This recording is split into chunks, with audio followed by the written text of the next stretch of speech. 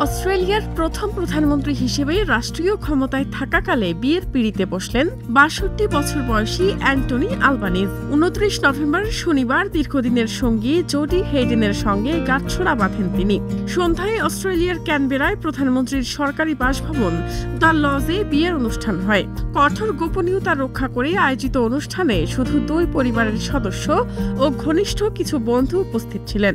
অস্ট্রেলিয়ার ইতিহাসে এর আগে কোনো প্রধানমন্ত্রীর দায়িত্বে থাকাকালে বিয়ে করার নজির নেই। বিয়ের অনুষ্ঠানের অন্যতম আকর্ষণ ছিল তাদের পোষা কুকুর টোটো। নবদম্পতির বিয়ের আংটি বহন করে নিয়ে আসে কুকুরটি।